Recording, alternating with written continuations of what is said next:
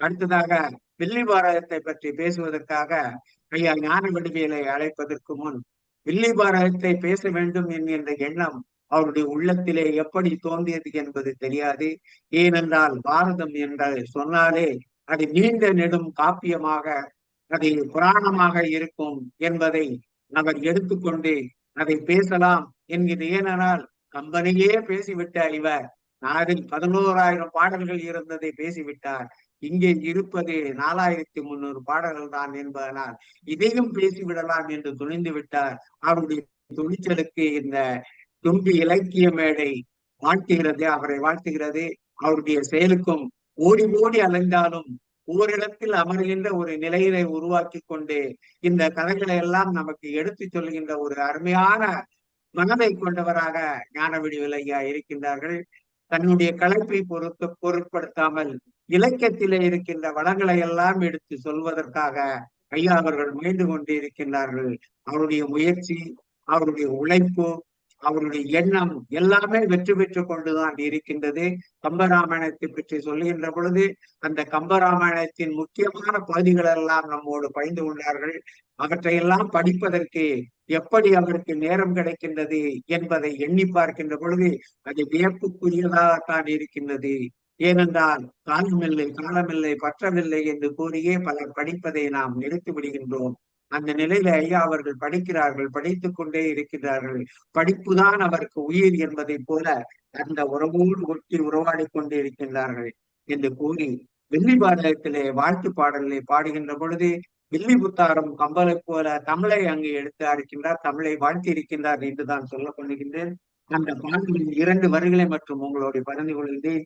ஏழு பெருங்கடல் மாநிலம் எங்கும் நல் அறமே சொல்க, ஏழு பெருங்கடல் மாநிலம் எங்கும் நல்ல அறமே சொல்க, வந்தமிழ் ஓங்குக தேங்குக சுருதி என்று தமிழை வாழ்த்தி பாடுகின்றார். புலவர்களைத்தான் வாழ்த்தி பாடுவார்கள், தமிழையும் வாழ்த்தி பாடுகின்ற புலமை, ஒரு நல்ல மனம், தாய் தமிழை வாழ்த்த வேண்டும், வணங்க வேண்டும் என்கின்ற எண்ணம் கம்பரை போல் இவரிடமும் இருந்திருக்கின்றது என்பதைத்தான் எண்ண தோன்றுகிறது. அத்தகைய வகையிலே அவர் மிகவும் வில்லிபுத்தூரார் மிகவும் சிறப்புக்குரியவராக தமிழுக்கு விளங்கியிருக்கின்றார். பாரதத்தை பற்றி பல பல நூல்கள் தோன்றினாலும் அவையெல்லாம் காலத்தால் கரைந்து விட்டன. ஆனால் வில்லிபுத்தூரார் எழுதிய பாரதம் மட்டும் இன்றும் நம் மக்களிடையே நம்முடைய உணர்வில் கொண்டு இருக்கிறது என்று சொன்னால் அது மிகவல்ல. ஐயா அவர்களை வில்லிபுத்தூரார் அவர்களை தென்னார்காடு மாவட்டம் கல்லூரியில் பிறந்தவர், 14ஆம் நூற்றாண்டை சேர்ந்தவர். இவரை ஆதரித்தவர் வக்கப்பாறை என்னும் இடத்தை ஆட்சி செய்த வரபதி ஆட்கொண்டான் என்னும் புரவலர் ஆவார். அவருடைய தயவினால் இவர் வளர்ந்தார், தமிழை வளர்த்தார் என்றுதான் சொல்ல வேண்டும். அவருடைய வேண்டுகளுக்கு இணங்கதான் இந்த வெள்ளி பாரதத்தை வில்லிபுத்தூரார் படைத்திருக்கின்றார் என்று எண்ணுகின்ற பொழுது அவரை ஆற்றுப்படுத்துவதற்காக இந்த நூலை வழங்கியிருக்கின்றார், எழுதியிருக்கின்றார். அது இன்றைக்கு தமிழிலே உலாவிக் கொண்டிருக்கின்றது, அது நம்மையெல்லாம் ஆற்றுப்படுத்திக் கொண்டிருக்கிறது என்பதை சொல்வதற்காகத்தான் இன்றைக்கு ஞான வடிவேலு அவர்கள் நம்மோடு இணைந்திருக்கின்றார்கள். வாருங்கள் ஐயா, உங்களுடைய பாரத கதையை தொடருங்கள் என்று கூறி அவையை தங்களிடம் ஒப்படைக்கின்றேன். மகிழ்ச்சி. அனைவருக்கும் வணக்கம்.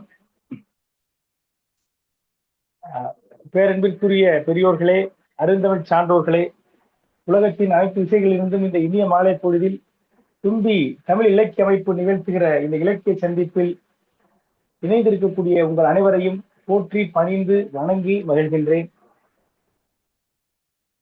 இந்த அற்புதமான நிகழ்ச்சியை மிக சிறப்பாக நெறியாழ்கை செய்து கொண்டிருக்கக்கூடிய எங்கள் அன்பிற்குரிய கலை மாமணி, கவி மாமணி, சந்த புலவர் ஐயா பொதுகை மு. செல்வராசன் ஐயா அவர்களே, இந்த நிகழ்ச்சிக்கு இனிமையான தமிழ் இசையால் மெருகு கூட்டிய தமிழ் ஆர்வலர், அறிஞர், கவிஞர், பேச்சாளர் அன்பிற்குரிய அம்மா ஜெயமணிகண்டன் அவர்களே, தும்பி தமிழ் இலக்கிய அமைப்பினுடைய அந்த இலக்கிய அந்த செயல்பாடுகளுக்கு தூணாகவும் மூளையாகவும் இருந்து வழிநடத்தி வருகிற தன்னுடைய அற்புதமான பணியால், ஆக்க பணியால் இந்த அமைப்பிற்கு பலம் சேர்த்து வருகிற எங்கள் அன்பிற்குரிய ஐயா கவியருவி வாழும் தமிழ் கடல் தாவு கிருஷ்ணமூர்த்தி ஐயா அவர்களே, வெளிநாட்டில் இருந்தாலும் உள்நாட்டில் இருந்தாலும் அன்னை தமிழின்பால் ஆறாத காதல் கொண்டு எல்லா இலக்கிய அமைப்புகளிலும் வந்து தன்னுடைய அன்பை வெளிப்படுத்துகின்ற ஆதரவை தருகின்ற அன்பிற்குரிய ஐயா ஆர் சி குமரன் ஐயா அவர்களே, மிகப்பெரிய தமிழறிஞர், அகிலம் முழுவதும் தமிழகம் முழுவதும் அறியப்பட்ட ஆளுமை, பாண்டிச்சேரி மாகாணத்தில் இருந்து பல பக்கங்களிலும் செந்தமிழ் வளர்த்து இருக்கிற அன்பிற்குரிய அம்மா வைஜெயந்திராஜன் அம்மா இருக்கிறார்கள் அவர்களே, அறிஞர், பேரறிஞர், திறனாய்வாளர், தன்னம்பிக்கை பேச்சாளர், தன் வாழ்க்கையால் மற்றவருக்கு வழிகாட்டி கொண்டிருக்கக்கூடிய அன்பிற்குரிய ஐயா சோ வினிதித்தான் அவர்களே, மிகச்சிறந்த அறிஞர், தமிழறிஞர், எல்லா துறைகளிலும் பரிணமித்து வருகிற பரிமளித்து வருகிற அன்பிற்குரிய அம்மா பானுமதி கிருஷ்ணகுமார் அவர்களே, இந்த மகாபாரத கதையை நான் பேசுவதற்கு எனக்கு ஆக்கம் ஊக்கம் தந்து உறுதுணையாக இருப்பேன் என்று உத்தரவாதம் தந்திருக்கக்கூடிய அன்பிற்குரிய நல்லாசிரியர் ஐயா ஹரிகோபாலகிருஷ்ணன் ஐயா அவர்களே, சாயி லட்சுமி அம்மா அவர்களே, பி கோபாலன் ஐயா அவர்களே, மற்றும் என்னுடைய உரையை கேட்க என் அருகிருந்து ஆதரவு தருகிற என் அன்பிற்குரிய துணைவியார் சுதா அவர்களே, மற்றும் இந்த நிகழ்ச்சியை தொடர்ந்து இணைய வழியில் பார்க்கவிருக்கிற அன்பிற்குரிய தமிழ் உள்ளங்களே, உங்கள் அனைவருக்கும் என்னுடைய மனமார்ந்த வணக்கங்களை தெரிவித்துக் கொள்கிறேன். பெரியவர்களே, மகாபாரதத்தை நாம் பார்த்து கொண்டிருக்கிறோம். நாம் பார்க்க ஆரம்பிக்கிற பொழுது குறிப்பாக கம்பராமாயணத்தை ஒரு சுற்று பார்த்து விட்டு மகாபாரதத்தை பார்க்கிற பொழுது நிறைய வேறுபாடுகளை நாம் பார்க்கிறோம். அன்பிற்குரிய ஐயா பொதிகையார் சொன்னது போல மிக நீண்ட ஒரு பாடல் பட்டியலை கொண்ட காப்பியமாக கம்பராமாயணம் இருக்கிறது. அதில் பல பாடல்கள் தேனினும் இனிய பாடல்களாக, செவிட்டாத பாடல்களாக நம் உள்ளத்தை போர்வனாக இருக்கின்றன. ஆனால் வில்லிபுத்தார் எழுதிய இந்த பாரத கதையை கொடுக்கிற வகையில், அதில் உள்ள கவிதைகளை பார்க்கிற வகையில் இதனுடைய சிறப்பு வேறாக இருக்கிறது. இந்த வில்லிபுத்தாருடைய பெருமை என்னவென்று முருகதாச சுவாமிகள் என்கிற ஒரு கவிஞர், ஒரு புலவர் ஒரு பாடல் எழுதியிருக்கிறார். இருந்ததற்கு ஒரு பாட்டு, அப்பால் எழுந்ததற்கு ஒரு பாட்டு, ஓதி பெருந்தொகை படுத்துவாரை பேதையர் வியந்து கொள்வார், மருந்து உரள் கவி ஒன்றால். அதாவது சில பேர் எப்படி எழுதுவாங்களா, இருக்கிறதுக்கு ஒரு பாட்டு, எழுந்து போறதுக்கு ஒரு பாட்டு, இப்படி பல பாட்டு எழுதுவார்கள். அவர்களை எல்லோரும் புகழ்வார்கள். மருந்து உரள் கவி ஒன்றால் பல்வான் பொருளும் தெளிவாக சொல்லும். ஒரு மருந்து போல, மருந்து எப்படி இருக்கும், கொஞ்சமா தானே இருக்கும். மருந்து வந்து இப்படியா இருக்கும், இருக்காது, கொஞ்சமா இருக்கும் மருந்து. அந்த மருந்து உரள் கவி ஒன்றால் பல்வான் பொருள் தெளிவாக சொல்லும், திருந்து இயல் பாரத சீர் தெளிபவர் சிலர்தான் அன்றே என்று எழுதுகிறார். மருந்து போன்ற ஒரு பாடலில் பல வான்பொருளை சுருக்கி சொல்லக்கூடிய அந்த திறம் சேர்ந்த பாரத கவிச்சீர் வில்லிபுத்திராருடைய அந்த கவிதையினுடைய பெருமையை தெளிந்தவர் ஒரு சிலரே என்ற அந்த முருகதாச சுவாமிகளுடைய பாடல் அந்த வில்லிபுத்திராருடைய பெருமையை பேசுகிறது. அதை நாம் பார்த்து வருகிறோம். இந்த இவ்வளவு பெரிய நீண்ட நெடிய பல்வேறு கிளைக்கதைகளை கொண்ட அந்த மகாபாரதத்தை வெறும் 4368 பாடல்களை அவரால் சொல்ல முடிந்தது என்று சொன்னால் அவருடைய மாபெரும் கவித்திறம். ஒரு பாடலில் ஒரு கதையையே சுருக்கி வைத்து விடுகிற அந்த ஆற்றல், அதைத்தான் நான் தொடர்ந்து பார்த்து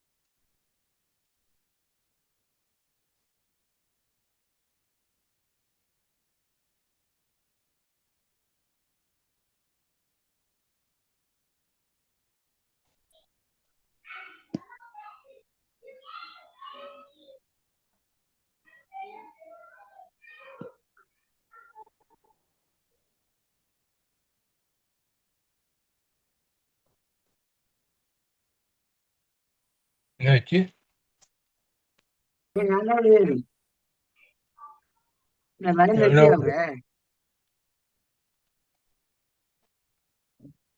அன்மியூட் பண்ண சொல்லுங்க. இருக்கும் போல இருக்கு, வந்துருவாரு. மியூட்ல இருக்காரு.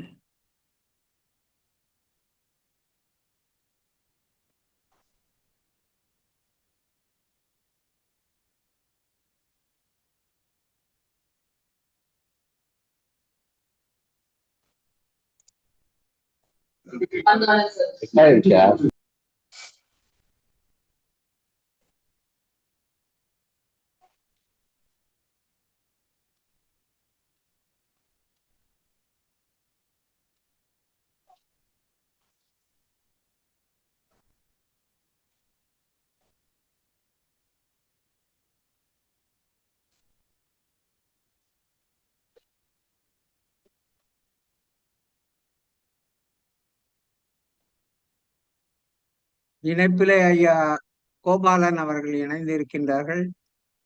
ஜெயலட்சுமி மேடம் அவர்கள் இணைந்திருக்கிறார்கள்.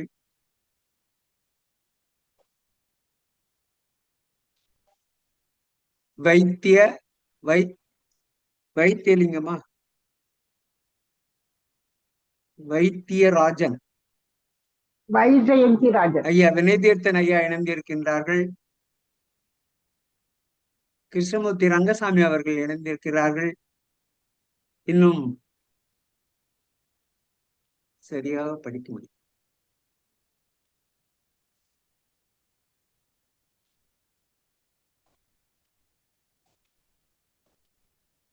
வான்மதி கிருஷ்ணகுமார் அவர்கள் இணைந்திருக்கின்றார்கள். ஹரி கோபாலகிருஷ்ணன் ஐயா அவர்கள் இணைந்திருக்கின்றார்கள். அனைவரையும் தும்பி இலக்கியமேடையின் சார்பாக வருக வருக என வரவேற்கின்றேன். இந்த நிகழ்ச்சியில் இன்னும் கலந்து கொள்ள இருக்கின்ற நண்பர்களையும் சான்றோர்களையும் வருக வருக என வரவேற்கின்றேன். தும்பி நிறுவனருக்கு இணைப்பு கிடைக்கவில்லையா என்பது தெரியவில்லை. ஐயா, பி கோபாலன் என்பவர் ஹைதராபாத்திலிருந்து விஞ்ஞானி கோபாலன், மிகச்சிறந்த அவரா? சரி சரி, இந்த பட்டிமன்ற பேச்சாளரா? ஆமாங்கய்யா, சரி சரி, நல்லா எழுதக்கூடியவர் பி கோபாலன்றவர். அவர் இணைஞ்சிருக்காரு. அனைவருக்கும் வணக்கம். சனிக்கிழமை எப்பவும் போயிட்டு வெளியில போயிட்டு வர்றதுக்கு இன்னைக்கு டைம் ஆயிடுச்சு. 8 மணிக்கு தான் இருந்து. சரி, என்ன நடக்கிறது அப்படின்னு கேட்கணும் அப்படின்னு தான் வந்தேங்க. 2 வாரத்துக்கு ஒரு முறை நடத்தப்படும். சில நாளைக்கு மாறிடும். அவரு எங்கேயாவது டிராவல்ல இருந்தாருன்னா மாத்தி வச்சிருவாரு. ஜெயா சொன்னாங்க அடுத்த தடவை ட்ரை பண்றேன். ஆனா இப்போ இதே டயத்துல எனக்கு புதிமம் இருக்கு, புதுச்சேரி. அவங்க பானுமதி கிருஷ்ணகுமார் அவங்களுக்கு தெரியும், அவங்க அதுலயும் வருவாங்க. ஆமா, அது விடாம ஃபர்ஸ்ட் ப்ரிஃபரன்ஸ். ஆனா அது 6 மணிக்கு, இது 7 மணிக்குனால பாக்கணும். ட்ரை பண்ண 7 மணிக்கு சீக்கிரம் 9 மணிக்குள்ள முடிஞ்சிடும். ஆமா, அப்புறம் கருத்தை நான் சொன்னாதான் கொஞ்சம் லேட் ஆகும். மற்றபடி 9 மணிக்கு நிகழ்ச்சி முடிஞ்சிடும். வணக்கம், தொடர்ந்து வாங்க ஐயா.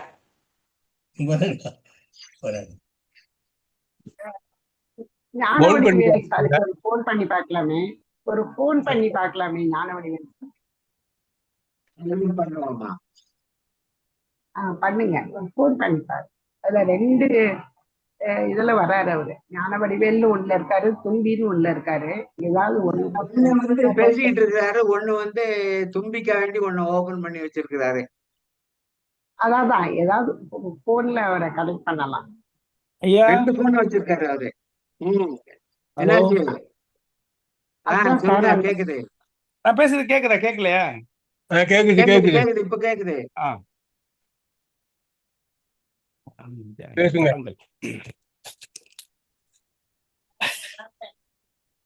அந்த அத்தினாபுரத்து வம்சத்தை தொடர்ந்து நடத்துவதற்கு ஒரு இடைஞ்சல் வந்தது போல எனக்கும் ஒரு இடைஞ்சல் வந்து விட்டது. இப்போ நான் வேற ஒரு வழியை தேடிக்கொண்டிருக்கிறேன். ஒரு நிமிஷம்.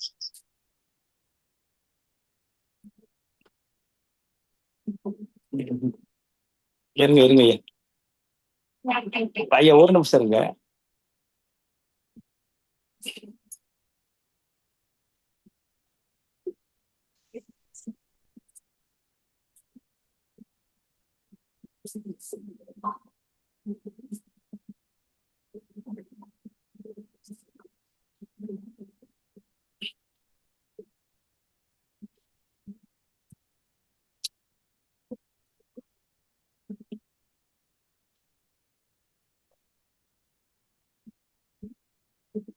ஒரு நூறு.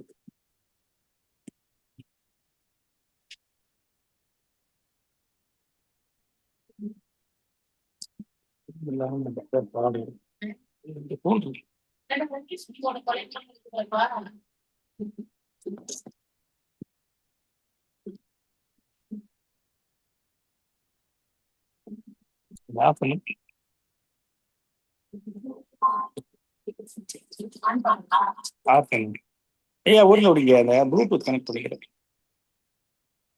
ஆஃப் பண்ண முடியுதா?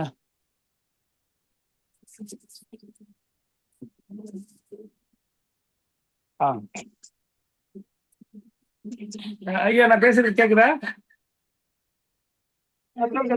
சொல்லுங்க. ஆ இப்பொழுது என்ன செய்யலாம்? அந்த வியாசனை அழைத்து ஒரு யோசனை செய்யலாம் என்று கருதுகிறேன் தம்பி, என்ன சொல்லுகிறாய் என்று கேட்கிறார் அந்த பரிமளகண்டி. அந்த வீடனை பார்த்து, வீட்டுமனை பார்த்து, பீஷ்மரை பார்த்து உடனே அவர் அப்படியே செய்யுங்கள் அம்மா, வேற என்ன செய்வது? அந்த மாபெரும் சாம்ராஜ்யம் அதனுடைய தொடர்ச்சி இல்லாமல் நின்று போய்விடக்கூடாது, ஏதாவது செய்யுங்கள் என்று சொல்லுகிற பொழுது அவள் நினைக்கிற சமயத்தில் அந்த வியாசர் இங்கே வருகிறார். வியாசர் வந்து அவர் மூலமாக அந்த குழந்தைகள் பெற்று அந்த வம்சமானது தழைக்கிறது. இதுதான் இந்த சம்பவ சருக்கத்தில் உள்ளது. இப்போ நம்ம வந்து பாடல்களோடு இதை பார்க்க போகிறோம்.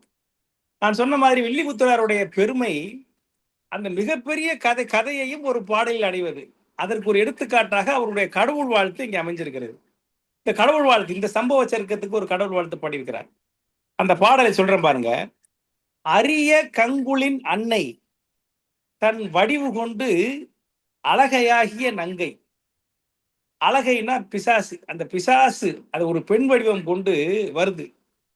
அந்த பெண் எப்படி இருக்கிறாள் என்று சொன்னால் அரிய கங்குலின் அன்னை போல் இருக்கிறாளாம். இருட்டு இருக்கு பாருங்க, இருட்டு, இருட்டு, கரிய இருட்டு. அந்த இருட்டுக்கே தாய் அன்னை ஒருத்தி இருந்தா எப்படி இருப்பாளோ அந்த வண்ணத்தில் ஒரு அழகை, ஒரு பிசாசு நங்கை வடிவில் பரிவு பொங்க வந்து எடுத்து அணைத்து, அன்போடு வந்து எடுத்து அணைத்து, உவந்து உளம் பரிந்து உடன் பாராட்ட, பரிவோடு வந்து அந்த குழந்தையை எடுத்து அணைத்து மகிழ்ச்சியோடு அந்த பரிவு தன்னுடைய அன்பு பாராட்ட, உருகு மாமுலை பாலுடன் அவள் உயிர் உண்டழும் முருகார் மெய்.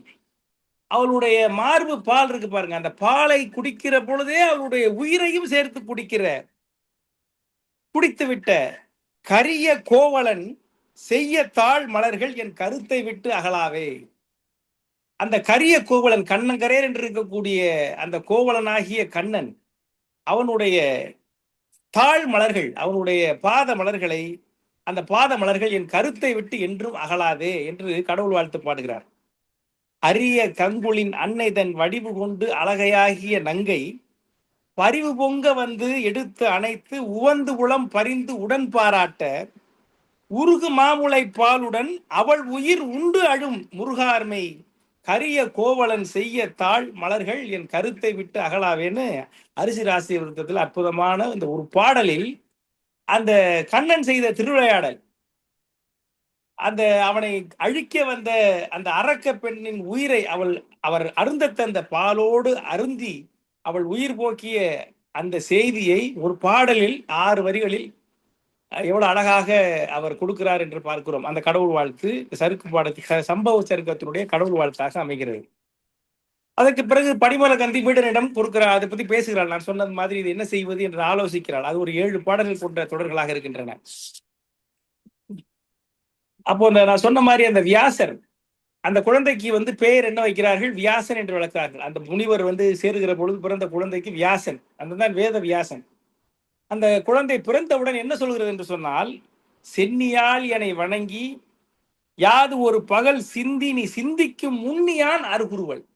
நீ என்னை நினைத்து ஒரு பகல் நீ சிந்திக்கிறதுக்கு நேரத்துக்கு நான் உன் அருகிலே வந்து விடுவேன் என்று சொல்லி அந்த வியாசன் சென்றான். அவனை நான் அழைக்கலாம் என்று கருதுகிறேன் தம்பி என்று அந்த வீட்டுமனிடம் அவள் சொல்லுகிறாள். உடனே வீடுமன் அதற்கு இசைய உடனே அந்த பரிமளகந்தி அந்த வியாசரை நினைக்கிறாள். நினைத்தவுடன் அங்கிருந்து இங்க வருகிறாள். வந்தவுடனே அவள் சொல்றா, பழுதுபட்டது இக்குருகுலம், இந்த குளமானது பழுதுபட்டு விட்டது. மீளனின் பார்வையால் கடல் நாளம் முழுதும் உயிர்ந்திடும் மகவு அருள். உன்னுடைய அருள் பார்வையால் இந்த கடல் ஞாலம் அத்தனையும் ஆளக்கூடிய மகவு ஒரு குழந்தையை இந்த குலத்திற்கு நீ அருள வேண்டும் என்று தன்னுடைய மகனிடம் பரிமளகந்தி அங்கே சொல்கிறாள்.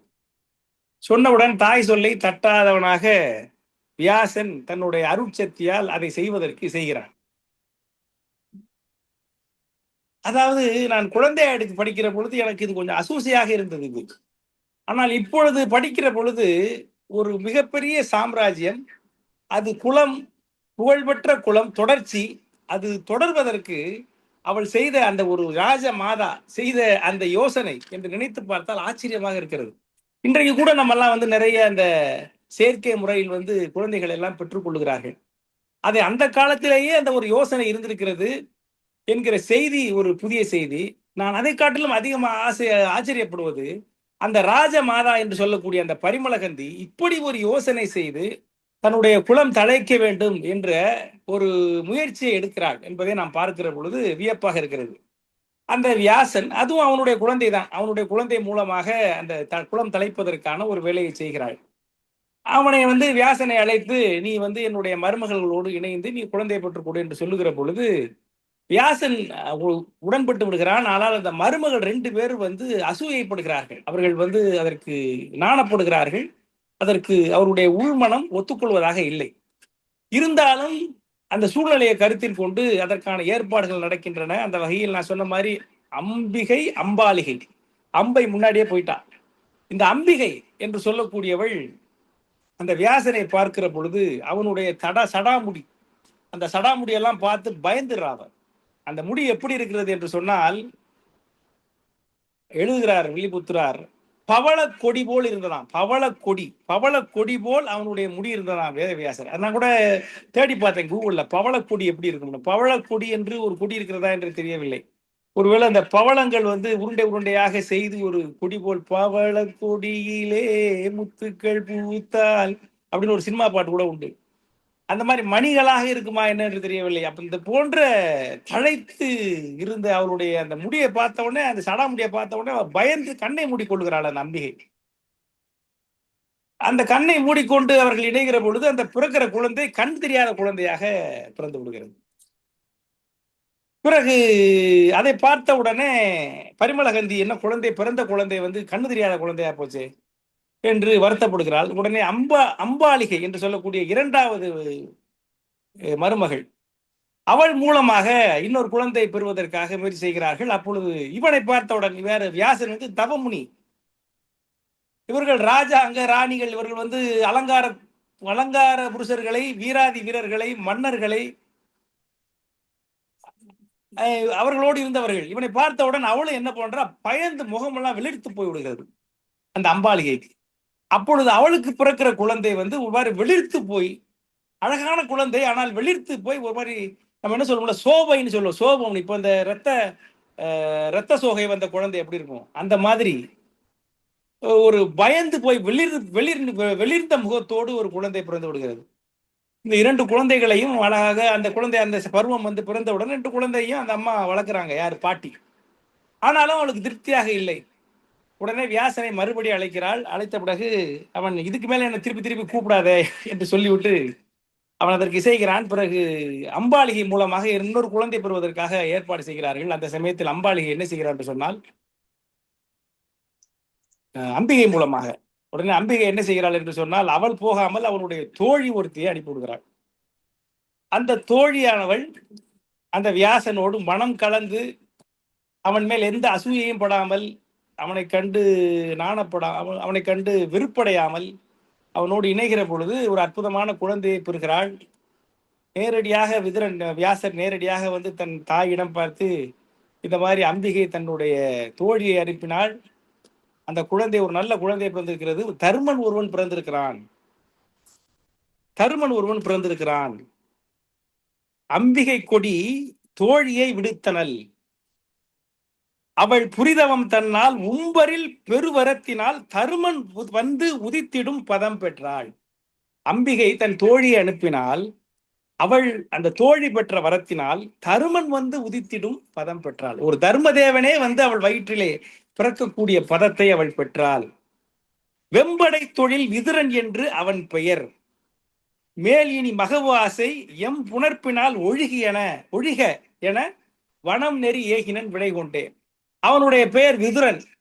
அவனுக்கு விதுரன் பேர் வியாசர் தான் வைக்கிறார். அவனுடைய பெயர் விதுரன். இதற்கு பிறகு மகவு ஆசை எம் புணர்ப்பினால் ஒழிக, என்னை வைத்து குழந்தை பிறக்க வேண்டும் என்கிற ஆசையை ஒழித்து விடு, என்னை மேல் அழைக்காதே என்று சொல்லிவிட்டு வனம் நெறி ஏகினன் விடை பெற்றுக் கொண்டு அந்த வியாசர் தன் தாயிடம் என்று விடை பெற்றுக் கொண்டு போய்விடுகிறார். இப்பொழுது 3 குழந்தைகள் அழகாக பிறந்து அங்கே வளர்கின்றன.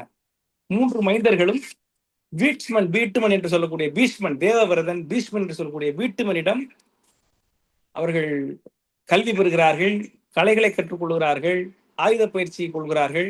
மிகச்சிறந்த வில் வீரர்களாக, போர்த்திறமிக்கவர்களாக, ஆட்சியாளர்களாக அவர்கள் உருப்பெறுகிறார்கள். அதிலே மூத்தவனாகிய திருதராஷ்டிரனுக்கு முறைப்படி அவன் கண் தெரியாதவனாக இருந்தால் கூட அதனை பொருட்டாக கருதாமல் அவனுக்கு முடிசூடுகிறார்கள். அவன் அந்த மாநிலத்தினுடைய மன்னனாக முடிசூட்டுக் கொள்கிறான். இப்போது அவனுக்கு திருமணம் செய்யணும். அது செய்கிற பொழுது என்ன செய்யலாம் என்று நினைக்கிற பொழுது காந்தார நாட்டினுடைய அரசன், அவனுடைய மகள் காந்தாரி என்பவள், அவளிடம் போய் பெண் கேட்கிறார்கள். அவள்கிட்ட வீட்டுமன் என்ன பண்றான், பீஷ்மர் வந்து அவளை போய் பெண் கேட்டு அவளுக்கு திருமணம் பண்ணலாம், போய் என்ன சொல்றான்னு கேட்டுவாங்க என்று சொல்லி அனுப்புகிறான். நதி அழித்தவன் ஏவலில் தூது போய், நதி அழித்தவன்னா யாரு? கங்கை நதி அழித்தவன் யாரு? வீட்டுமன். நதி அழித்தவன் ஏவலில் தூதர் போய் நயத்துடன், தூதர் போய் ரொம்ப அமைதியா, காந்தார பதி அளித்த மெய்க்கண்ணியை தருக பூபதிக்கு என, காந்தார ராஜா அவன் பெற்ற மெய்க்கண்ணி அந்த பெண்ணை தருக பூபதிக்கு, எங்களுடைய மன்னனுக்கு தருக என மதி அளித்த தொல்குலத்தவன் விழியிலா மகன் என சொல்ல, அவன் என்ன சொல்றான், அவனுக்கு கண்ணில்லையே என்று சொல்ல, விதி அளித்தது என உளமகிழ்ந்தனல் வடமீன் என தகும் கற்பள் என்று எழுதுறார். பாருங்க எவ்வளவு பெரிய செய்தியை ஒரு பாட்டுல சொல்றாரு. நதி அளித்த பீஷ்மர் அவர் வந்து தூதர்களை போய் நீங்க போய் இந்த மாதிரி அவர் கேட்டுவாங்க என்று சொல்ல, அந்த காந்தார பதி தன்னுடைய மெய்ப்பெண்ணை கண்ணியை எங்கள் பூபதிக்கு தருக, எங்களுடைய மன்னனுக்கு தருக என்று சொல்ல, அவனும் மதி அளித்த தொல்குலத்தவன், அவன் வந்து புத்திசாலி, அவன் என்ன சொல்லுகிறான், அவன் விழியில்லா மகனாச்சே, அவன் கண்ணில்லாதவனாச்சே என்று சொல்ல, ஆனாலும் காந்தாரி இது விதி அளித்தது, என்னுடைய விதி இது என்று உளமகிழ்ந்து அதற்கு ஒத்துக்கொண்டால் வடமீன் என தகும் கட்பாள் என்று சொல்லுகிறான். மகாபாரதத்துல இந்த காந்தாரியத்தான் கற்புடையவள் என்று சொல்லிக் கொண்டிருக்கிறார். அப்படி இது எனக்கு விதி அளித்தது என்று சொல்லி அந்த காந்தாரி அவனை திருமணம் செய்து கொள்ள ஒப்புக்கொள்கிறாள். அந்த காந்தாரி வந்து மனம் செய்து கொள்கிறாள். வருகிற பொழுது தன்னுடைய கணவனை பார்த்த கண்ணால் வேறு யாரையும் பார்க்க கூடாது என்கிற காரணத்திற்காக பொன்னாலான ஒரு பட்டை, நம்ம கண்ணு வந்து இந்த சினிமாவெல்லாம் காமிக்கிறாங்க துணியை வச்சு கட்டிக்கிறதுன்னு, அது இல்லை. சாயங்காலம் கட்டிக்கிட்டு நம்ம கண்ணாடி மாதிரி கட்டிக்கிட்டு சாயங்காலம் கழட்டி வைக்கிறது இல்லை. பொன்னாலான ஒரு பட்டையை தன் கண்ணை சுற்றி அவள் கட்டி கொண்டு திருதராட்டிரனுடன் கூட அவள் குடும்பம் நடத்தி அவள் வந்து மிக மகிழ்ச்சியாக வாழ்ந்து வருகிறாள். இந்த சமயத்துல பாண்டுவுக்கு திருமணம் செய்ய வேண்டும். ஆகவே பாண்டு வந்து அவனுடைய திருமணம் செய்ய வேண்டும் என்று நினைக்கிற பொழுது அப்பொழுது குந்தி தேவியினுடைய கதை நமக்கு வருகிறது. அந்த குந்தி தேவி யார் என்று சொன்னால், அவள் வந்து சூரன் என்று சொல்லக்கூடிய ஒரு மன்னனுடைய மகள், குந்தி போதன் என்று சொல்லக்கூடிய ஒரு மன்னனுடைய வளர்ப்பு மகளாக வளர்ந்து வருகிறாள். அவள் வந்து வளர்ந்து வருகிற பொழுது துர்வாச முனிவன் அந்த நாட்டுக்கு வருகிறான். அந்த நாட்டுக்கு வருகிற பொழுது அந்த முனிவருக்கு அவள் வந்து பணிவிடையெல்லாம் மிக சிறப்பாக செய்து வருகிறாள். அவள் செய்த பணிவிடைகளை பார்த்து மகிழ்ந்து அந்த துர்வாச முனிவர் அவருக்கு வரம் கொடுக்கிறார். என்ன கொடுக்கிறார் என்று சொன்னால், அரிதெனாது நீ இயற்றினை எனது ஏவல். எனது ஏவல் அரிது எனாது நீ இயற்றினை. நான் என்ன சொன்னாலும் அது கஷ்டம்னு நினைக்காம நீ அதை செய்தாய். நெடுங்கடல் அவனி மேற் யார் வல்லார். இந்த பெரிய கடல் சூழ்ந்த இந்த உலகத்தில் உன்னை போல் செய்பவர்கள் யார்? தெரிவை கேள் பெண்ணே நீ கேள். ஒருமறை தேவரில் யார் யாரை கருதி நீ வர அழைத்தனை அவரவர் கணத்து நின் கரம் சேர்வர். அவர் வரம் கொடுக்குறாரு. பெண்ணே, அந்த உலகத்துல நான் சொன்ன வேலையெல்லாம் அரிதுன்னு கருதாம நீ வந்து செஞ்ச. உன்னை போல யாரும் உலகத்துல செய்ய முடியாது. உனக்கு நான் வரம் தருகிறேன். என்னவென்று சொன்னால், தெரிவை நீ கேள் பெண்ணே நீ கேள். என்ன சொல்கிறார் என்றால், ஒருமறை தேவரில், இந்த தேவர்களில் யார் யாரை கருதி நீ அழைத்தாலும் அவரவர் கணத்து நின் கரம் சேர்வார். அடுத்த நொடி உன்னிடம் சேருவார்கள், உன்னை வந்து அடைவார்கள் என்று நீ சொல்வதை செய்வார்கள் என்று சொல்லி அவர் வந்து அந்த வரத்தை கொடுக்கிறார். இந்த வரத்தை கொடுத்து விட்டு அவர் போய் விடுகிறார். இந்த பொண்ணு கையில திடீர்னு ஒரு பெரிய ஒரு என்ன சொல்றது, ஒரு பாரத்தை கொடுத்த மாதிரி இருக்கு அந்த பொண்ணுக்கு. ஒரு சின்ன பொண்ணுக்கு என்ன இப்படி வரத்தை சொல்லிட்டு போயிட்டாங்களே, அந்த ராஜா வந்து முனிவர் சொல்லிட்டு போயிட்டாரு அப்படின்னு அந்த வயசுக்கே உள்ள ஒரு புத்தி. இன்னைக்கு வந்து பாத்தீங்கன்னா, இப்போ தேர்தல் நடக்கிறது. பல கட்சிகள் இங்கே போட்டி போடுகிறார்கள். எல்லா கட்சிகளிலும் கூட்டம் வருகிறது. ஆனால் பாருங்க, ஒரு கட்சியினுடைய கூட்டத்துல வரக்கூடிய தொண்டர்கள் ஏறான் குதிக்கிறான். என்ன பண்றாங்கன்னா, அவங்க வர்றாங்கன்னா யாரும் ரோட்டை வந்து சரி பண்ண மாட்டேங்கிறான். மரத்து மேல எல்லாம் இப்ப வந்து திரையை போட்டு மூட ஆரம்பிச்சுட்டாங்க. நம்ம கொரோனா காலம் மாதிரி மரத்து மேல ஏறாங்க. ஈபிக்கு மரத்து மேல ஏறான். எல்லா வேலையும் செய்யறாங்க. அப்ப ஓடுகிற வண்டி மேல் விழுகிறார்கள். இதெல்லாம் எது காரணம்னா, ஆர்வம் மட்டும் இல்லை, அவருடைய வயசு காரணம். அந்த இளமை, எல்லாருமே இளைஞர்கள். அவங்களுக்கு என்ன பண்றதுன்னு தெரியாது. அந்த அன்பை எப்படி வெளிக்காட்டுவது என்று தெரியார்கள். எதிலும் ஒரு பொறுமை இல்லாதவர்கள். அந்த மாதிரி இளமையில் இருக்கக்கூடிய குந்தி தேவியிடம் இவ்வளவு பெரிய பொறுப்பை கொடுத்தவுடன், இந்த வரத்தை கொடுத்தவுடன் அவள் என்ன செய்கிறாள் என்று சொன்னால், அவள் உடனே அதை வந்து சோதித்து பார்க்க வேண்டும் என்று நினைத்து அவள் என்ன சொல்லுகிறாள், நேரடியாக சூரிய தேவனை நினைத்து ஒரு உடனே அவள் நினைக்கிறாள். ததையும் வண்டிமிர் கருங்குழல் கண்ணி அத்தனிமறை பயன் காண்பான் சுதை நிலா எழுமாளிகை தளத்திடைத்து நிலா எழுமுன்றில் இதய மாமலர் கழிக்க நின்று அன்பினோடு இயம்பலும் எதிரோடு உதயபானவும் மலர்மிசை அலியன ஒரு கணம் தனில் வந்தான். ஒரு பெரிய மாடத்து மேல ஏறி நின்றுகிட்டு ரொம்ப ஆசையோட சூரியனை நினைக்கிற பொழுது அந்த உதயபானுன்னா சூரியன், அவனும் அங்கிருந்து மிக வேகமாக அடுத்த நொடியில் அங்கே வந்து சென்றான். நின்றுட்டு, பெண்ணே நான் இங்கு வந்திருக்கிறேன், என்னை வந்து நீ சேர வேண்டும் என்று தன்னுடைய கரங்களால் அவளை அடைக்க பார்க்கிறான். இவ உடனே அஞ்சி நடுங்குகிறாள். கண்ணி என் கைத்தொடையில் மடந்தையர் கற்பு நீ அறியகிற்றி என்கிறாள். நான் ஒரு கண்ணி பெண், நீ போய் என்னுடைய கற்பூருக்கு நீ வந்து கையை தொடுறிய என்று அவள் அழகிறாள். உடனே அவன் சொல்லுகிறான், நான் உஷாவையும் சாயாவையும் விட்டு நான் இங்கே வந்திருக்கிறேன். சாயா தேவியும் உஷா தேவியும் அறியாதவாறு நீ அழைத்தாய் என்று நான் வந்திருக்கிறேன். உன்னுடைய அந்த வேண்டுகோளை நிறைவேற்றுவது என்னுடைய கடமை. நீ தெரிந்து அழைத்தாயோ தெரியாமல் அழைத்தாயோ, எனக்கு இந்த வரத்திற்கு ஏற்ற செயலை நான் செய்ய வேண்டும், நீ என்னுடைய நினைக்கவே வேண்டும் என்று அவன் சொல்லுகிறான். அந்த சூரிய தேவனுடைய அந்த சொல்லை கேட்டவுடன் அவள் வந்து மயங்கி அதற்கு ஒத்துக்கொள்கிறாள். அப்பொழுது ஒரு குழந்தை பிறந்து விடுகிறது. அடுத்த நொடியிலேயே அவள் மறுபடி கன்னியாக மாறி விடுகிறாள். இந்த சூரிய தேவனும் அங்கிருந்து நீங்கி போய் விடுகிறான். கையில ஒரு குழந்தை இருக்கிறது. இந்த குழந்தை என்ன செய்வது என்று தெரியவில்லை. அந்த குழந்தையும் கவச குண்டலத்தோடு பிறக்கிறது. உடனே அந்த குழந்தை எப்படி பிறக்கிறது என்று சொன்னால், தினகரன் சுடர் வடிவமும் அமிர்தொழு திங்களின் வடிவமாக, சூரியனும் சந்திரனும் சேர்ந்த வடிவமாக அந்த ஒரு குழந்தை அங்கே பிறக்கிறது. அதை பிறந்த உடனே அது என்ன பண்றது என்று தெரியாமல் அவள் உடனே வந்து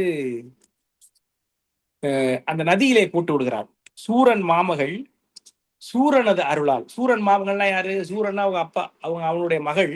சூரனது அருளினால், சூரன்னா யாரு? இப்போ சூரனுங்கிறது சூரியன். அந்த சூரியனுடைய அருளால் துலங்கு கன்னிகையாகி மறுபடியும் கன்னியாக மாறிவிட்டாள்.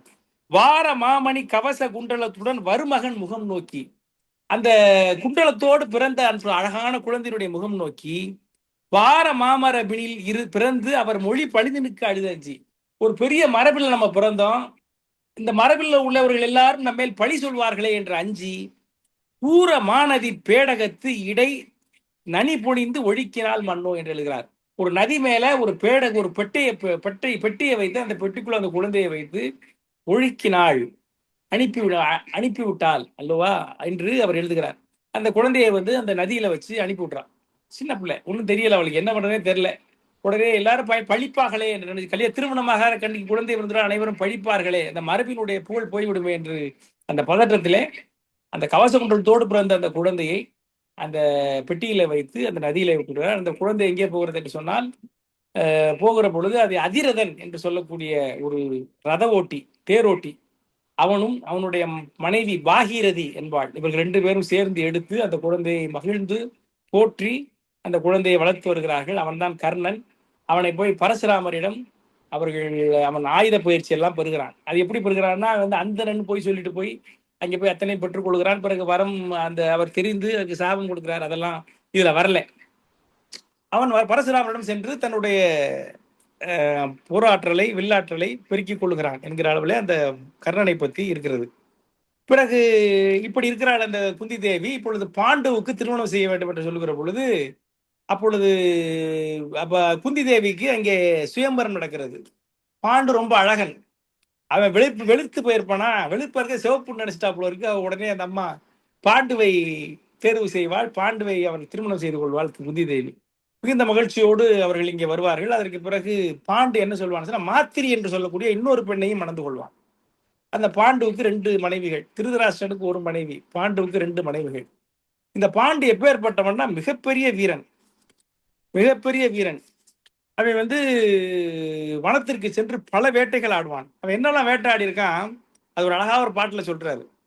காணத்தில் உள்ள கலைமான் இனம், கானகத்தில் உள்ள கலைமான் இனம், காட்சி ஆமா, ஆமான்னா என்னன்னா காட்டு பசு, ஏன திரள் வெம்புலி, திரண்டு வருகிற வெம்புலி, என் குடன்னா கரடி, யாழி, யாழினா சிங்க முகத்தோட இருந்த விலங்கு, அந்த காலத்துல இருந்திருக்கு சிங்கம், தான பகடு, பகடுனா வலிமை மிக்க விலங்குகள் முதலாய சனங்கள் எல்லாம், இந்த கூட்டங்கள் எல்லாம் மானச்சரத்தால், தன்னுடைய வலிமை மிக்க சரத்தால் கொலை செய்தனன் வாகை வில்லான், தன்னுடைய வில்லாலும் வாளாலும் கொலை செய்து இந்த விலங்குகளை எல்லாம் அசால்ட்டா வேட்டையாடி இருக்கிறான் பாண்டு. அப்பேற்பட்ட வீரன். காணத்தில் உள்ள கலைமான் இனம், காட்சி ஆமா, ஏன திரள் வெம்புலி, என்குடன் யாழி சிங்கம், தான பகடு முதலாய சனங்கள் எல்லாம் மானச்சரத்தால் கொலை செய்தனன் வாகை வில்லான், தன் வில் சரத்தினால் மிக எளிதாக வேட்டையாடி அங்கே வருகிறான். அப்பேற்பட்ட வில்லாளனாக பாண்டு இருந்தான். அந்த வேட்டையாடி வருகிற பொழுது ஒரு சமயத்தில் என்ன பண்றான்னா, 2 மான்கள் ஒன்றாக இருக்கின்றன. அந்த சமயத்துல போய் அடிச்சுடுறான் ஒரு மானை. அடிச்ச உடனே அதற்கு பிறகு அந்த 2 மானும் திடீர்னு பார்த்தா உயிர் பெற்று மனிதர்களாக மாறிவிடுகிறது. ஒரு மான் வந்து முனிவராகவும் இன்னொரு மான் பெண் மான் வந்து இறந்து போய் விடுகிறது. உடனே அந்த முனிவன் வந்து சாபம் கொடுக்குறான். இந்த மாதிரி நாங்கள் வந்து மான் உருவம் கொண்டு ஒன்றாக இணைந்து இன்பம் தூக்கிற சமயத்துல நீ இந்த மாதிரி அடித்து எங்களை பிரித்து விட்டாய், கிந்தமன் என்று சொல்லக்கூடிய அந்த முனிவன். அது மாதிரி நீ எப்பொழுது எந்த நங்கையை அணைந்தாலும் அந்த கணத்தில் நீ இறந்து போவாய்னு சாபம் கொடுத்துட்டு செத்து போயிடுறான். யாரு? அந்த கிந்தமன் என்று சொல்லக்கூடிய முனிவன். பாண்டு வேட்டையாட போனவன் சாபம் வாங்கி கொண்டு திரும்பி வருகிறான். தசரதன் வேட்டையாடு போய் ஒரு சாபம் கொண்டு வாங்கி வந்தது மாதிரி பாண்டு வேட்டையாடி போய் சாபம் வாங்கி கொண்டு வருகிறான். சாபம் வாங்கி கொண்டு திரும்பி வருகிறான். திரும்பி வந்து அவனால் வந்து இது என்ன செய்வது என்று தெரியாமல், சரி பெண்களோடு நாம் இணைய முடியாது என்று சொல்லி தபமுனிவர்களாக மாறிவிடுவோம் என்று சொல்லி ஆன்மீகத்தில் தன் மனதை செலுத்தி மிக தவமெல்லாம் செஞ்சுக்கிட்டு இருக்கிறான். யாரு? பாண்டு. இப்படி செஞ்சுக்கிட்டு இருக்கிற சமயத்துல காந்தாரி கர்ப்பம் அடைந்து விடுகிறாள். திருதராஷ்டிரனுடைய மனைவி காந்தாரி கர்ப்பம் அடைந்து விடுகிறாள். இதை கேள்விப்பட்ட பாண்டு நேராக வந்து தன்னுடைய குந்தி, தன்னுடைய மனைவி மூத்தவரிடம் வந்து இந்த மாதிரி அண்ணனுடைய மனைவி கர்ப்பமாகிவிட்டால் 100 குழந்தைகள் பெறுகிற அளவில் அவர் கர்ப்பம் அடைந்திருக்கிறாள் என்று செய்தி. எனக்கு குழந்தைகள் இல்லை, நீ ஏதாவது பண்ணி எனக்கு குழந்தைகள் பெற்று தர வேண்டும் என்று அவன் குந்தி தேவியிடம் வந்து கேட்கிறான். அதாவது எப்படி கேட்கிறான்னா, எப்படி அம்பிகை அம்பாலிகை வந்து வியாச முனிவரோடு சேர்ந்து குழந்தை பெற்றார்களோ அது மாதிரி நீ ஏதாவது செய்து ஒரு குழந்தையை பெற்றுக்கொள்வதற்கு ஒப்புக்கொள்ள வேண்டும் என்கிற எண்ணத்தை மனதிலே வைத்துக் கொண்டு கேட்கிறார். கேட்ட உடனே அவ வந்து கத்துறா, நீ என்ன பேசுகிறாய், இந்த மாதிரி நினைப்பு வரலாமா, என்னிடம் இப்படி வந்து கேட்கலாமா என்று குந்தி தேவி வந்து அவனிடம் கோபித்துக் கொள்கிறாள். கோபித்து சொல்ல பிறகு அப்பொழுது அவன் சொல்றான், யாரு, பாண்டு ஒரு அற்புதமான பாடல்கள் எழுதுகிறார் வியாசமுனி, வில்லிபாரதர். ரொம்ப நல்ல பாடல்கள், ஒரு 3 பாடல்கள் அதை சொல்லணும்னு ஆசைப்படுறேன். அதாவது குழந்தைகள் எவ்வளவு முக்கியம் அப்படிங்கிறத வந்து அவர் சொல்லுகிறார். யாரு, பாண்டு மன்னன் சொல்லுகிறான். என்ன சொல்லுகிறான், கல்லா மழலை கனியூரல் கலந்து கொஞ்சும் சொல்லால் உருக்கி அழுது ஓடி தொடர்ந்து பற்றி மல்லார் புயத்தில் விளையாடும் மகிழ்ச்சி மைந்தர் இல்லாதவருக்கு மனைவாழ்வின் இனிமை என்னாம். குழந்தைகள் இல்லைன்னா அந்த வாழ்க்கையில என்ன இனிமை அப்படின்னு பாண்டு சொல்றாரு. கல்லா மழலை கனி ஊரல் கலந்து கொஞ்சம் சொல்லால் உருக்கி. கல்லா மழலை, அந்த குழந்தை இருக்கே, அந்த குழந்தை படிச்சிருக்கா, கல்வி கற்றிருக்கா, இல்ல, அந்த அறியாத அந்த நிலையில் அது சொல்லக்கூடிய அந்த மழலை இருக்கு பாருங்க, அது வந்து உருக்குமா நம்மளை. கல்லா மழலை கனி ஊரல் கலந்து கொஞ்சம், அந்த கல்லாத மழலை சொல், அது வந்து அந்த கனி குரல், அந்த குரல் வந்து அப்படி கனி மாதிரி இனிக்கும், அதை கலந்து கொஞ்சம் சொல்லால் உருக்கி, அது சொல்லக்கூடிய சொற்களால் நம்ம உள்ளத்தை உருக்கும். அழுது ஓடும், அழுதுகிட்டே ஓடும், தொடர்ந்து நம்ம தொடர்ந்து போக நம்மை பற்றி புயத்தில் விளையாடும், நம் மேனியில பாஞ்சு விளையாடக்கூடிய மகிழ்ச்சி மைந்தர் அந்த குழந்தைகள் இல்லாதவருக்கு மனைவாழ்வின் இனிமை என்மாம். அப்படி குழந்தை இல்லைன்னா அந்த மனைவாழ்வுக்கு என்ன இனிமை என்று அவன் சொல்றான், மனைவிட்ட சொல்றான். புள்ளல் இனிது யாழ் இனிது என்பது மக்கள் மழலை சொல் கேளாதவர், மக்கள் மெய்தீண்டல் உடற்கு இன்பம், மற்றவர் சொற்கேட்டல் இன்பம் செவிக்கு என்று சொல்லக்கூடிய திருக்குறளை ஒட்டி இந்த 4 வரிகளை அவர் எழுதியிருக்கிறார். அதாவது எனக்கு ரொம்ப பிடிச்சது வந்து கல்லா மழலை. அந்த குழந்தைக்கு வந்து எதுவும் தெரியாது. நான் அந்த சமயத்துல ஒரு செய்தி சொல்லணும்னு ஆசைப்படுறேன். சின்ன குழந்தையில என்னுடைய மகள் என்ன பண்ணிட்டு இருந்தா, குழந்தை சின்ன பிள்ளை. ஒரு நாள் என்ன பண்ணா, எங்க வீட்டுல ஒரே சண்டை வச்சு, என்னப்பான்னு கேட்டா உட்காந்து ஒரு ஓரமா உட்காந்துட்டு கரண்டி சோறு அப்படின்னு கத்திக்கிட்டு இருந்தா. திருவுண்டு பிள்ளை, என்ன சம்பந்தமே இல்லாம கரண்டி சோறுன்னு சொல்லிட்டு இருக்க அப்படின்னு நான் கேட்டுக்கிட்டு இருக்கேன். அப்போ எங்க வீட்டுக்கு வந்து எங்களுடைய உறவினர் ஒரு பொண்ணு வந்துச்சு. அது வந்து ஆசிரியர் பயிற்சிக்கு படிச்ச பிள்ளை. அந்த பிள்ளை சொன்னுச்சு என்கிட்ட, அண்ணே, இவ வந்து பாப்பாவுக்கு வந்து அவங்க அம்மா மேல கோபம், அவளை திட்டணும், ஆனா இவளுக்கு தெரிஞ்ச சொல்லு ஒண்ணும் தெரியாது, இவளுக்கு வேற வார்த்தையே தெரியாது, தெரிஞ்சதெல்லாம் கரண்டி சோறு பால் தான், அதை வச்சு திட்டுறா. அவ கரண்டி சோறு பால் அப்படின்னு திட்டுறா. ஆனா அவ கோவம் பாரு, மூஞ்சில பாரு வெடிக்குது பாரு கோவம் அப்படின்னு. எனக்கு ரொம்ப ஆச்சரியமா இருந்தது. அந்த குழந்தை கல்லா குழந்தை. இப்ப சொன்னா அவ பேசுற பேச்ச நம்மளால தாங்க முடியல, அப்படி பேசுறா என் பொண்ணு இப்போ வளர்ந்ததுக்கு பிறகு. ஆனால் குழந்தையாக இருக்கிற பொழுது அவளுக்கு தெரிந்த அந்த மொழி, மழலை மொழி, அதை திட்டுவது கூட நமக்கு இன்பம் பயப்பதாக இருந்தது. கல்லா மழலை கனி ஊரல் கலந்து கொஞ்சம் சொல்லால் உருக்கி, அந்த சொல்லால நம்மை உருக்கி அழுது ஓடி தொடர்ந்து பற்றி மல்லார் புயத்தில் விளையாடும் நம் மேனியில. அப்படி அது குழந்தை விளையாடுகிற பொழுது வரக்கூடிய இன்பம் இல்லாதவருக்கு என்ன வாழ்க்கை என்று பாண்டு சொல்லுகிறான். அடுத்து சொல்றான், மெய்தானம் வன்மை விரதம் தழல் வேள்வினாலும் செய்தாலும் ஞாலத்தவர் நற்கதி சென்று சேரார். நீங்க வந்து தானம் தொடர்ந்து கொடுத்தாலும், விரதம் செஞ்சாலும், தழல் வேள்வி என்ன செஞ்சாலும் ஞாலத்தவருக்கு வந்து நல்ல கதி கிடைக்காது. எப்படின்னா மைத்தாள் தடங்கன் மகவின் முக மண்ணு பார்வை எய்தாது ஒளியின் பெருமும் இன்பம் இவனும் இல்லை. அதாவது தன்னுடைய குழந்தை இருக்கு பாருங்க, அந்த குழந்தையினுடைய முகத்து பார்வை இருக்கு பாருங்க, அந்த பார்வை முகத்தை பார்க்கிற அந்த இன்பம் இல்லாதவனுக்கு அவன் என்ன தானம் செஞ்சாலும், வேள்வி செஞ்சாலும், தர்மம் செஞ்சாலும், விரதம் இருந்தாலும் அவனுக்கு நற்கதி இல்லை. இங்கேயும் இல்லை, மேலையும் இல்லை என்று அந்த பாடலில் வில்லிபுத்தரார் பாடுகிறார். பாண்டுவனுடைய வாய்மொழியாக சொல்கிறார் குழந்தையினுடைய இன்றியமையாமை. புறநானூர்ல உங்களுக்கு தெரிஞ்ச பாட்டு இருக்கு, 188வது பாட்டு, அறிவுடை நம்பி பாண்டியன் பாடின பாட்டு. படைப்பு பல படைத்து பலரோடு உண்ணும் உடைப்பெருஞ்செல்வராயினும் இடைப்பட குறுகுறு நடந்து சிறுகை நீட்டி இட்டும் தொட்டும் கவ்வியும் துழன்றும் நெய்யுடை அரிசியில் மெய்விட விதிர்த்தும் மயக்கூறு மக்களை இல்லாருக்கு பயக்குறை இல்லை தாம் வாழும் நாளே என்று சொல்லக்கூடிய அந்த அற்புதமான பாடலும் அந்த மகவு செல்வத்தினுடைய இன்றியமையாமை. ஒவ்வொரு குழந்தைக்கு, ஒவ்வொரு மனுஷனுக்கும் குழந்தைகள் எவ்வளவு முக்கியம் அப்படிங்கிறத சொல்லக்கூடிய பாடல்களாக அமைவதை பார்க்கிறோம். அதையே வந்து வில்லிபுத்தூர் அழகாக இந்த 2 பாடல்கள் வைக்கிறார். 3வது பாட்டு ஒண்ணு சொல்றாரு. என்ன சொல்றாருன்னா, தென்பாலவர் தம் பசி தீரார். அதாவது நம்ம முன்னால் இறந்தவர்கள் இருக்காங்க பாருங்க, முன்னோர்கள், இறந்து போன முன்னோர்கள். அவர்கள் வந்து எள், நெய், இந்த எள்ளும் தண்ணீர் அதுல தான் தன்னுடைய பசி ஆறுகிறவராக கருதப்படுகிறார்கள்.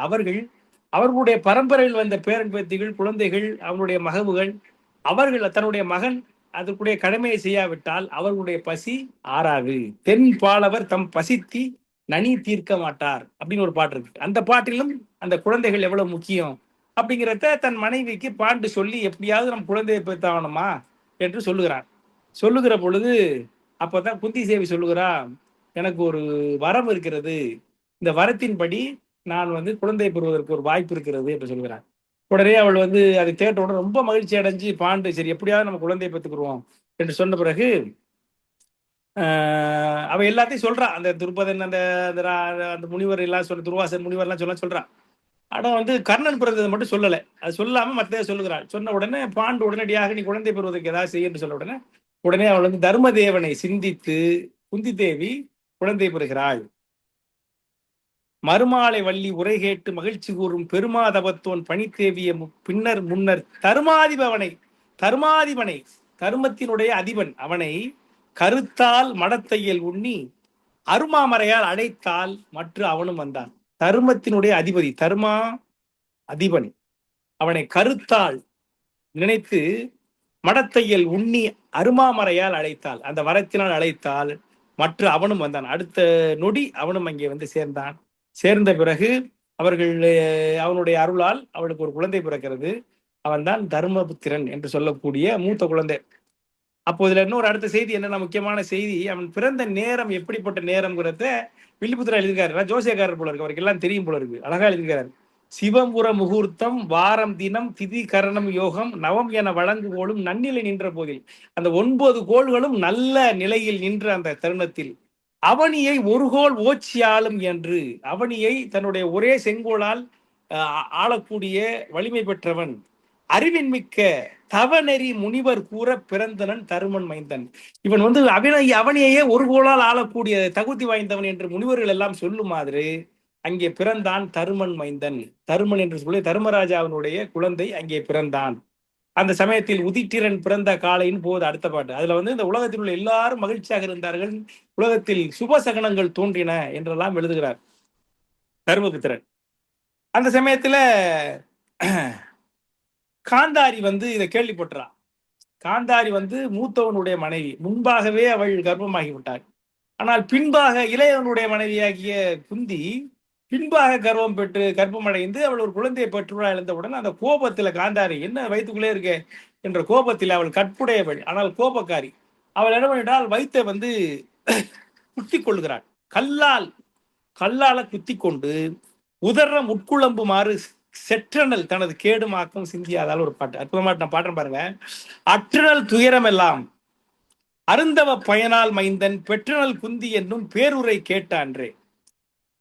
அருந்தவ பயனால் மைந்தன் பெற்றனல் குந்தி, ஆண் பிள்ளை பெற்றால் குந்தி, அற்றனல் துயரம் எல்லாம், அவளுடைய துயரம் எல்லாம் அற்றுவிட்டது என்ற பேருரை கேட்ட அன்று என்ற கேட்ட அப்பொழுது உற்றனல் பொறாமை, காந்தாரி உற்றனல் பொறாமை கொண்டாள். கல்லால் உதரம் உட்குழம்புமாறு, அவளுடைய கல்லா எடுத்து உதரம்னா என்ன, வயிறு, அந்த வயிறு உள்ள குழம்பி போற அளவுக்கு செற்றனல் குத்தி கொண்டாள். தனது கேடும் ஆக்கமும் சிந்தியானாள். தனக்கு நல்லது கெட்டது எதையும் சிந்திக்காம அந்த உற்ற பொறாமையால் கல்லால் செற்றனல் தன் வயிறு குழம்புமாறு அவள் செய்து கொண்டாள். காந்தாரி எவ்வளோ நல்லவனா இருந்தாலும் அந்த பொறாமை வந்தா எப்படி அவன் வாழ்க்கையை வந்து சின்னாபின்னமாகி விடுவதற்கு எடுத்துக்காட்டு இந்த பாட்டு. அவர் சொல்லுகிறார், தனது கேடும் ஆக்கமும் சிந்தியாதால். அவளுக்கு அதனால வரக்கூடிய கேடு என்ன, அதனால வரக்கூடிய நன்மை என்ன, தீமை என்ன என்று சிந்திக்காம அவள் செய்து கொள்கிறாள்.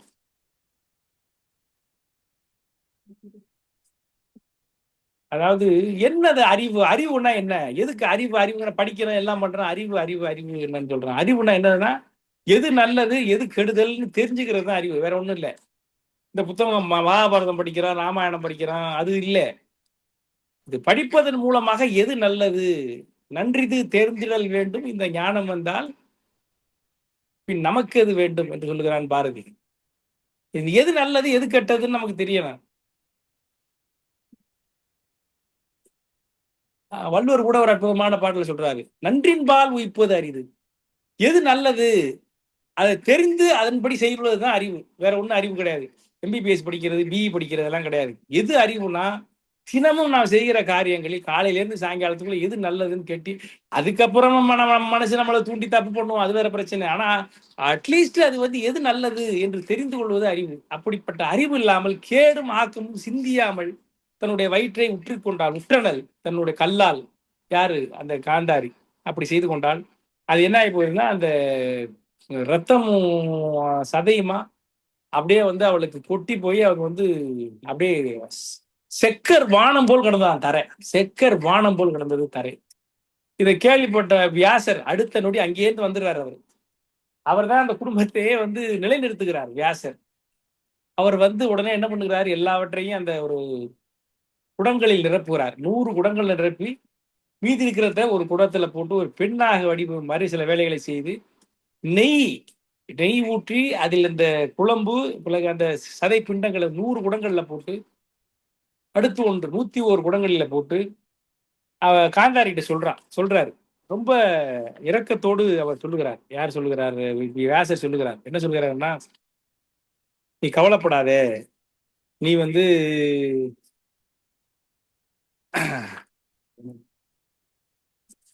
அற்புதமான பாட்டு. கருவுறு தாயை நோக்கி கையரும் என்று கன்றி வெறுவுரல் கற்பின் மிக்காய் வேறு செய் தசைகள் யாவும் உருவுற நிரம்பி தாமே உட்பவி பலவும் கையால் மறுவுரல் வழுவுளாது என் வரம் என வரதன் போனான் எழுதுகிறார். அதாவது அந்த கருவுறு தாய், அந்த பெண்ணை யார் கருவுற்ற காந்தாரி களைச்சு போயிருக்கா, அபாச நாய், அவளை பார்த்து வெறுவுரல் கற்பின் மிட்காய், நீ வந்து கவலைப்படாதே, கற்பு அழிந்து உன்னுடைய அந்த கர்ப்பம் அழிந்து விடும் என்று கவலைப்படாதே, கற்பின் மிக்காய், கற்புடையவளே. இப்போ ஒரு வியாசர் சொல்ற, அதான் சொல்றேன், காந்தாரி கற்புடையவள் என்று, கற்பினுக்கு அரசு என்று பல்வேறு பாடல்கள் வருகிறது.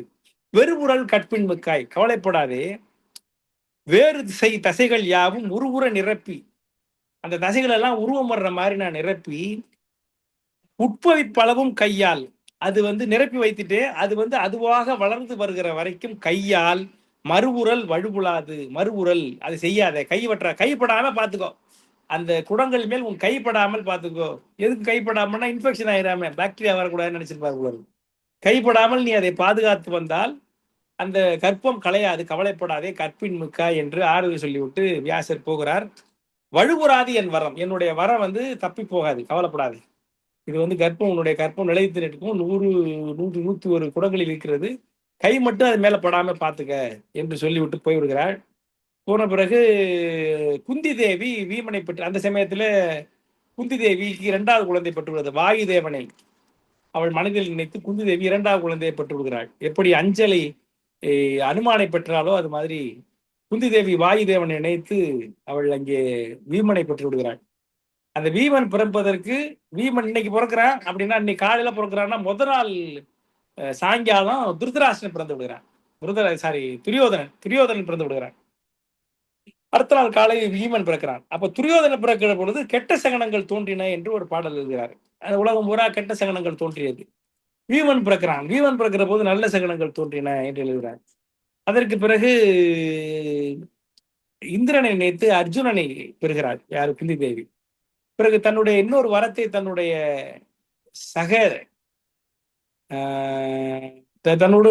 தன்னோடு சேர்ந்து வாழ்கிற மாத்திரி என்று சொல்லக்கூடிய தன்னுடைய ஓரகத்தை அவளிடம் கொடுக்கிறாள். அவள் ரகுதேவர்கள் 2 பேரை நினைத்து அந்த வரத்தை பயன்படுத்தி 2 குழந்தைகளை, நகுலன் சகாதேவனை பெறுகிறார்கள்.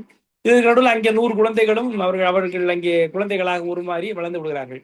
இப்ப என்ன ஆகிப்போகுதுன்னா, அங்கே ஒரு பெண், அவள் பேர் துச்சலை என்று சொல்லக்கூடிய ஒரு பெண். துரியாதினார்கள் அந்த 100 துரியோதனன் முதலான 100 ஆண் குழந்தைகள், துச்சலை என்று சொல்லக்கூடிய ஒரு பெண் குழந்தை. இங்க 5 பேர், 3 பேர் குந்திக்கு, 2 பேரு மாத்தரிக்கு.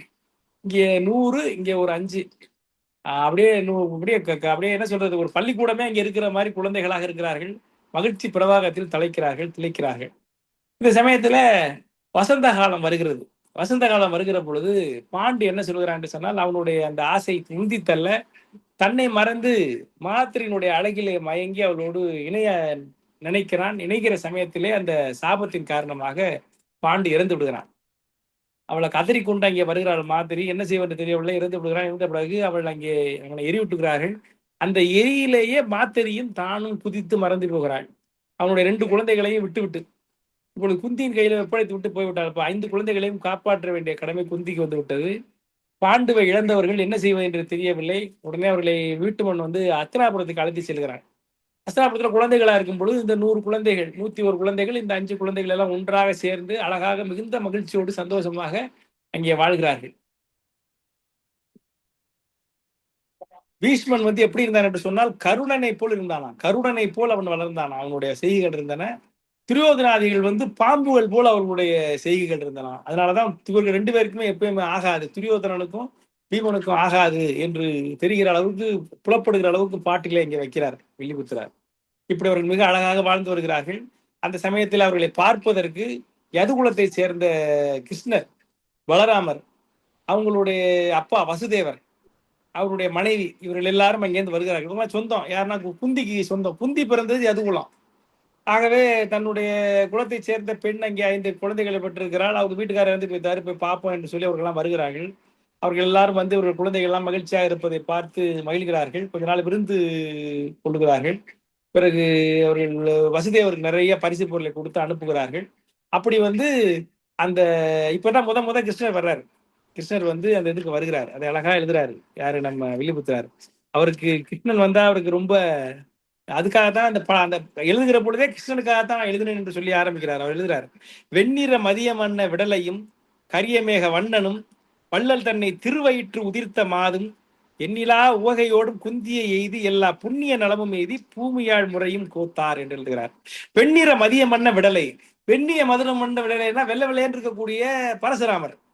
கரியமேக வண்ணன், சாரி பலராமன்.